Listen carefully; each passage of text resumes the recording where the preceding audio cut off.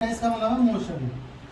तो ये केमिस्ट्री की वो ब्रांच है जिसके अंदर हम केमिकल के मोशन के बारे में पढ़ते हैं। केमिकल का मोशन कैसे होता है? Reactant change into the product. ठीक है, reactant change into the product. अब जैसे मैंने एग्जांपल दिया था तुम्हें, दूध को जमाया, दही बनाया, केमिकल रिएक्शन हो रही है। रिएक्टेंट क्या था? हमारा दूध था। प्रोडक्ट क्या बन गया? दही बन गया। इसी तरह लोहे को जंग लगना, वो भी एक केमिकल प्रोसेस है। जल्दी कौन सा होता है? तो हर रिएक्शन की जो स्पीड होती है वो अलग अलग होती है। स्पीड ऑफ रिएक्शन कह लो या फिर रेट ऑफ रिएक्शन कह लो, बात वही है। रेट ऑफ या फिर स्पीड होती है। ठीक है, तो हमने इस चैप्टर में पढ़ना है केमिकल काइनेटिक्स। केमिस्ट्री की वो ब्रांच है जिसके अंदर हम रेट ऑफ रिएक्शन के बारे में पढ़ेंगे। क्या पढ़ेंगे? रेट ऑफ रिएक्शन या फिर स्पीड ऑफ रिएक्शन के बारे में पढ़ेंगे कि क्या रिएक्शन की स्पीड होती है, कैसे होती है। अब बात ये आती है कि इसके अंदर हम रेट ऑफ रिएक्शन के बारे में पढ़ेंगे, बट रेट ऑफ रिएक्शन क्या होता है? रेट या स्पीड क्या होता है? स्पीड हम किसी ऑब्जेक्ट की निकालें तो क्या होता है? Rate of change of distance with respect to time, यही होता है। अब इसमें डिस्टेंस तो कवर हो नहीं रहा, क्या चेंज हो रहा है इसमें? कंसंट्रेशन हो रही है। रिएक्टेंट की कंसंट्रेशन चेंज हो रही है किसमें? प्रोडक्ट की कंसंट्रेशन में। तो मैं इसको कह रहा हूं rate of change of with respect to time. हो गया क्या? कंसंट्रेशन ऑफ रिएक्टेंट, कंसंट्रेशन का साइन होता है। तो rate of change of concentration of reactant, और ऐसे भी कह सकता हूं rate of change of concentration of product with respect to time. इसके साथ मैंने लगा दिया माइनस साइन, इसके साथ लगा दिया प्लस। क्यों? Minus sign only shows that the concentration of the reactant is decreasing. जैसे जैसे रिएक्शन बढ़ेगी तो रिएक्टेंट की कंसंट्रेशन क्या होगी? घटती जाएगी, और प्रोडक्ट की कंसंट्रेशन बढ़ती जाएगी। तो इसलिए negative sign shows that the concentration of the reactant is decreasing, and the positive sign shows that concentration of the product is increasing. Clear है बात? तो सबसे पहले हम केमिकल काइनेटिक्स से लिखना स्टार्ट करते हैं। It is the branch of chemistry which study about speed of reaction और रेट ऑफ रिएक्शन। बोल दो। ये हो गया भाई।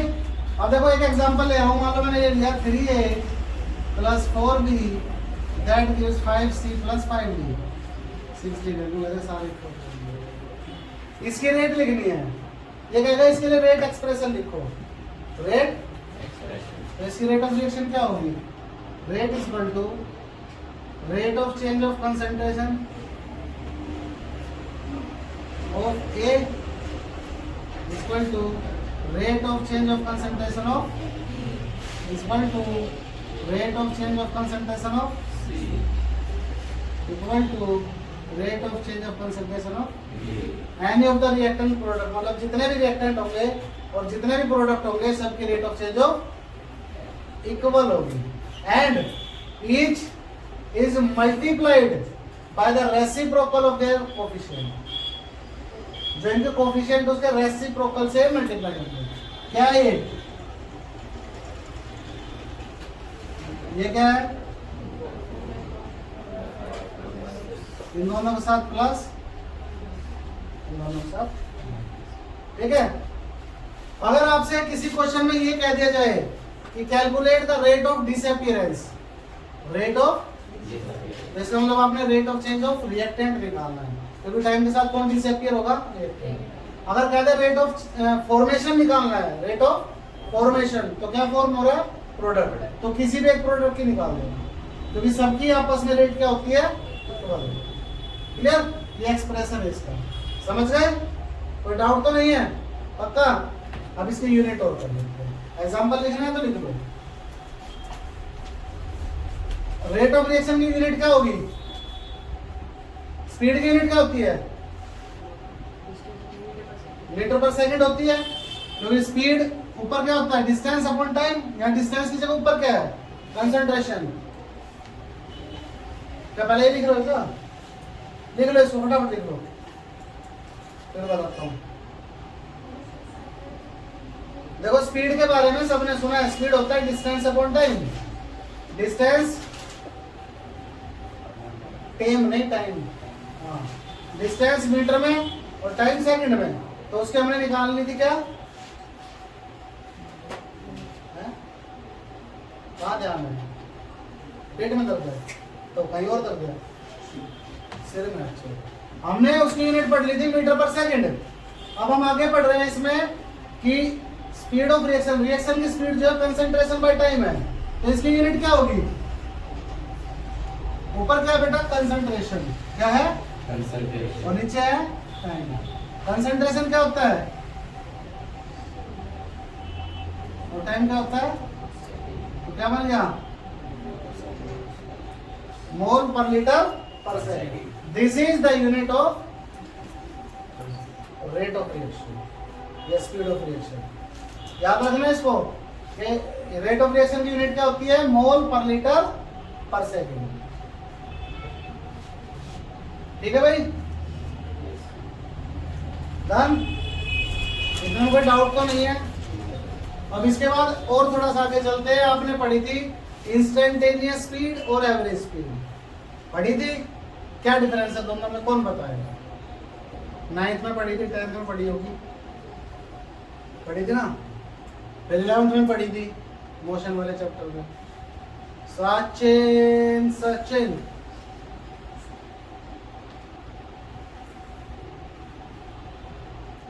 इंस्टेंटेनियस लिख तो समझ नहीं आ रहा था, मैं लिख रहा हूं इंस्टेंटेनियस और एवरेज।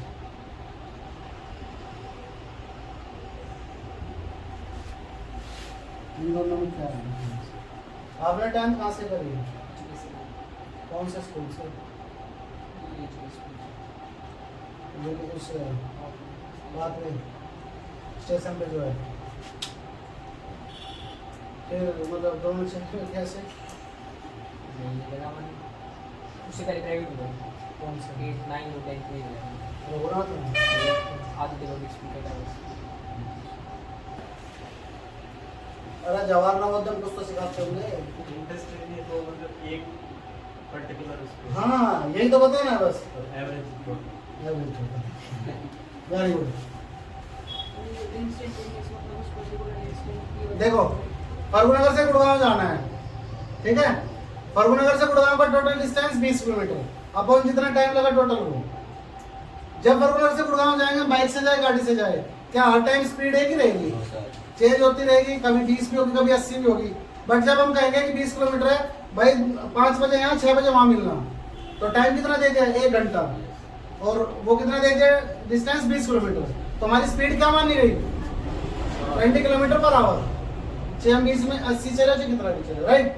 मैंने कहा कि जब यहाँ से गुजर रहे हैं, इंस्टीट्यूट के सामने से जब निकले तब स्पीड क्या थी, तो मैंने क्या पूछ लिया, वो एक इंस्टेंट ऑफ टाइम पूछ लिया कि भाई यहाँ कितनी थी, हो सकता है यहाँ 40 की स्पीड हो, या मैंने कह दिया जब सुल्तानपुर मोड़ से निकले तब क्या स्पीड थी, तो मैंने क्या एक इंस्टेंट में टाइम पूछ लिया वो।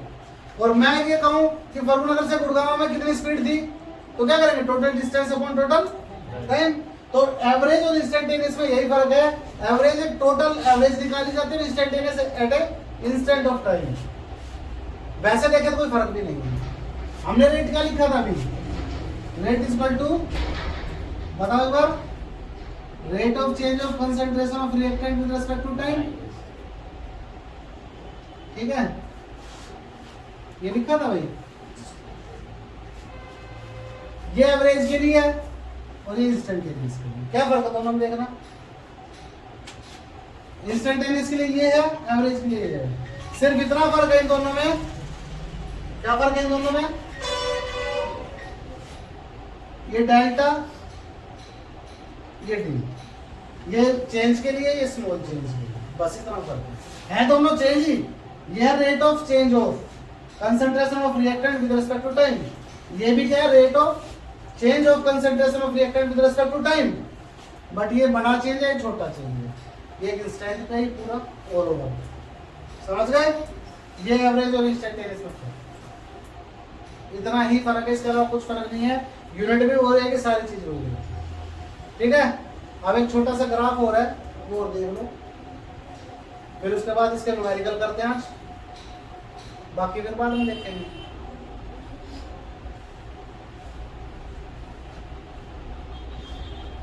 अगर मैं कंसेंट्रेशन और टाइम का ग्राफ बनाऊं तो क्या ग्राफ बनेगा मेरा? ये मैंने ले लिया मान लो इधर टाइम और इधर ले ली कंसेंट्रेशन। रिएक्टेंट की अगर मैं बात करूं तो टाइम के साथ रिएक्टेंट की कंसेंट्रेशन बढ़ेगी कि घटेगी? घटेगी। तो मैं ऐसे ग्राफ देती हूँ उसके लिए, जैसे जैसे टाइम बढ़ा कंसेंट्रेशन क्या हुई रिएक्टेंट की, ये किसके लिए लिया मैंने, और टाइम के साथ प्रोडक्ट की कंसेंट्रेशन जितने चुगली करते उतना मैं मोटा होता चला गया। शुरू में आई जब ऐसी इतनी सी आई A plus B B that gives C C plus B B. ये है भाई, एक रिएक्शन ले ली हमने, कोई भी रिएक्शन रैंडम ले ली, जैसे 2a plus 3b that gives 4c plus 5b, जो कर ली थी इस तरह से। ऑन तो कर जाओ, कौन है? अच्छा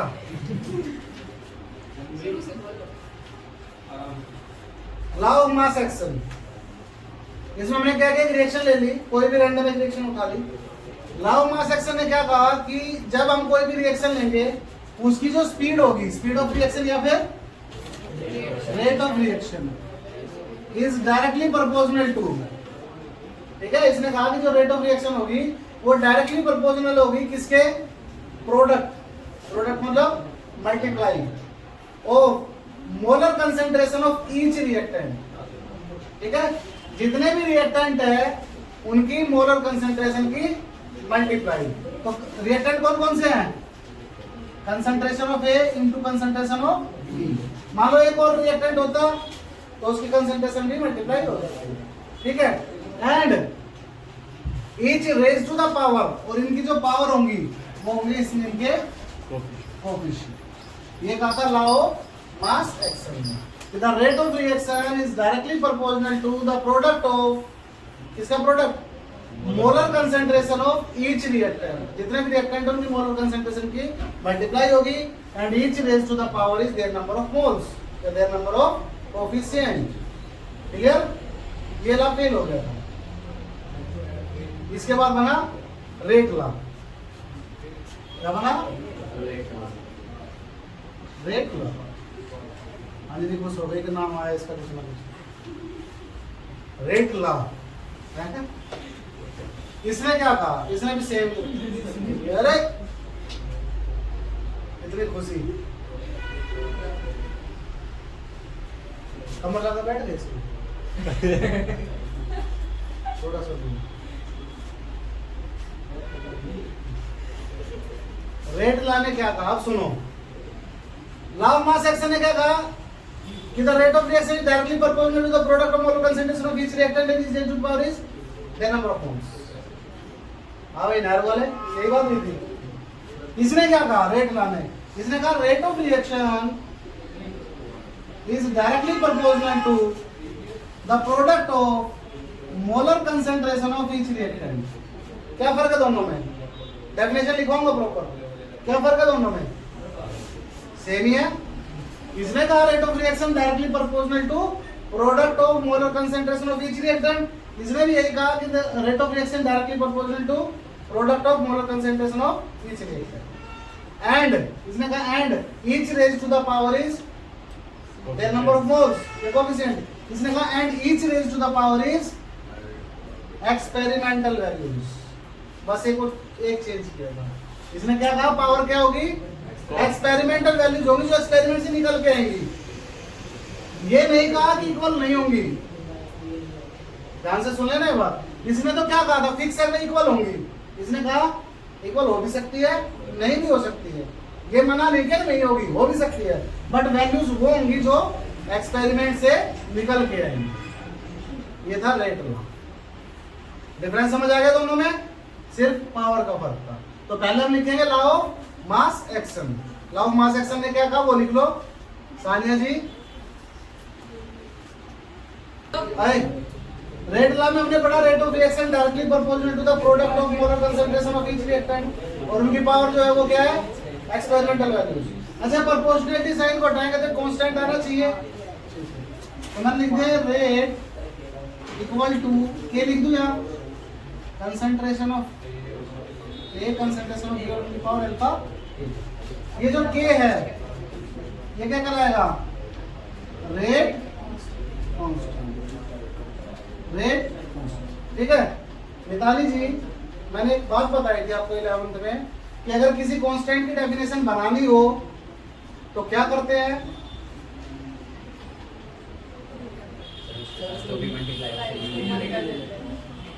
कांस्टेंट की अगर डेफिनेशन बनानी होती है तो कांस्टेंट के साथ जो चीज मल्टीप्लाई या डिवाइड होती है उसको 1 कर देते हैं। ठीक है भाई, बताइए बात। तो कांस्टेंट के साथ क्या क्या है, कंसंट्रेशन ऑफ ए है और कंसंट्रेशन ऑफ, अगर मैं कंसंट्रेशन ऑफ ए को 1 कर दूं और कंसंट्रेशन ऑफ बी को भी 1 कर दूं तो 1 रेज़ टू पावर अल्फा 1 होगा, 1 रेज़ टू पावर बीटा भी 1 होगा। क्या बचा फिर, ये rate of reaction is equal to K क्या है, ये किस चीज का साइन है, ये क्या है, definition. Rate constant is equal to rate of reaction when, कब, when the molar concentration of each reactant is unity. जब जितने भी रिएक्टेंट है उनकी कंसंट्रेशन क्या होगी, यूनिटी होगी, तब रेट कांस्टेंट किसके बराबर होगा, यही डेफिनेशन है रेट कांस्टेंट। समझ गए, तो इसको लिखो और फिर रेट कांस्टेंट की डेफिनेशन लिखो साथ साथ। भाई साहब चिंता मत कर, हर चीज लिखो। इनके ऊपर ये एक्सपेरिमेंटल वैल्यूज है, इन एक्सपेरिमेंटल वैल्यूज का अगर हम सम कर दें तो आपका आ जाएगा ऑर्डर ऑफ रिएक्शन। ठीक है, क्या आ जाएगा, ऑर्डर ऑफ रिएक्शन। तो अगर ऑर्डर ऑफ रिएक्शन को डिफाइन करना पड़ा तो क्या कहेंगे, क्या होता है order of reaction, it is the sum of, किसका सम, एक्सपेरिमेंटल वैल्यूज, किसका सम है, कहाँ है एक्सपेरिमेंटल वैल्यूज, पावर में, किसकी पावर में, कंसंट्रेशन की पावर में, किसमें, रेट लॉ में। रेट लॉ में जो कंसंट्रेशन है उनकी जो पावर है उसका जो सम है, यही तो है। पूरा घुमा के अगर लंबी डेफिनेशन बनानी हो तो यही कहेंगे, रेट लॉ में कंसंट्रेशन टर्म की जो पावर है, पावर का जो सम है, that is order of reaction. तो देखो इसको कैसे कह रहा हूं मैं, it is the sum of experimental values on the power, it is the sum of power on the concentration term in rate law. Rate law में कंसंट्रेशन टर्म के ऊपर जो पावर है उसका जो सम है that is order of reaction. Order of reaction इसकी क्या आ गई, अल्फा प्लस। ठीक है, तो ऑर्डर ऑफ रिएक्शन की डेफिनेशन और लिख लो, it is the sum of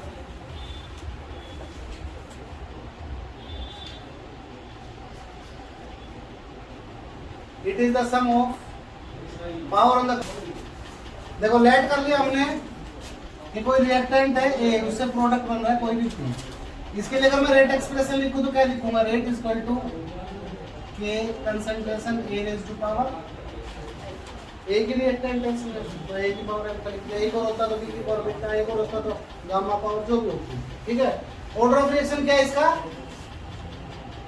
alpha. Order of reaction इन्हीं का सम होता है तो अल्फा है। ठीक है, अब मैं क्या कर रहा हूं, मैं ऑर्डर ऑफ रिएक्शन चेंज कर रहा हूं और ऑर्डर ऑफ रिएक्शन जैसे ही मैं चेंज करूंगा के की यूनिट चेंज हो जाएगी। कैसे, देखो, इफ अल्फा क्या लो बताओ, ऑर्डर ऑफ रिएक्शन क्या लेंगे, 0 लूं या 1 लूं, 0 ले लूं। If alpha is equal to, तो रेट की यूनिट क्या होगी बेटा, मोल पर लीटर पर सेकंड हो गई, इक्वल टू के। कंसंट्रेशन ए की पावर 0, समथिंग की पावर 0 इज 1, तो के की यूनिट क्या आ गई, के इज इक्वल टू मोल पर लीटर पर। ठीक है, इफ अल्फा इज 1 मतलब ऑर्डर ऑफ रिएक्शन क्या हो गया, 1 हो गया, तो क्या होगा formula, rate equal to K concentration A raise to power 1, इसकी यूनिट क्या होती है, मोल पर लीटर के। कंसंट्रेशन की यूनिट क्या होती है, मोल पर लीटर, इसकी पावर कितनी है, 1 है ना। देखो ये रेट थी, रेट की जगह लिख दिया मोल पर लीटर पर सेकंड, के एज इट इज। कंसंट्रेशन की यूनिट मोल पर सेकंड, मोल से मोल कैंसिल, पर लीटर से के की यूनिट क्या आ गई, पर सेकंड। क्या गई फर्स्ट ऑर्डर के लिए, ठीक है। चलो if alpha is equal to 2 then rate will be K concentration A raised to power, तो मोल पर लीटर, इसके अल्फा की जगह में 2 रख दूं, इक्वल टू K कंसंट्रेशन मोल पर लीटर रेज़ टू पावर 2, मोल पर लीटर से 2 पावर की 1 बच गई, इधर आके माइनस में हो गई, क्या बनी पर मोल लीटर पर सेकंड, ये हो गई सेकंड, ठीक है। डन, ऐसे कर लो या फिर एक डायरेक्ट तरीका बता दूं, सभी डायरेक्ट के लिए तो बताओ sir. K is equal to mole की power 1 minus alpha litre alpha minus 1 और परसेंट, बस इसमें पुट कर दो, सीधा आंसर आएगा। अगर मान लो यहाँ पे अल्फा की जगह 0 पुट किया तो क्या बचेगा, 0 रखते ही मोल, या 0 किया 0 माइनस 1 माइनस 1 पर लीटर और परसेंट, 1 पुट किया तो 1 माइनस 1 0, किसी भी चीज की पावर 0 1, 1 माइनस 1 0, किसी भी चीज की पावर 0 1, क्या बचा सिर्फ परसेंट। 2 पुट किया तो 1 माइनस 2 माइनस 1, 2 माइनस 1 1, इनडायरेक्ट तरीका है कि यूनिट निकालने का, जो ऑर्डर है वो पुट कर देना इसमें, ठीक है, आ जाएगा।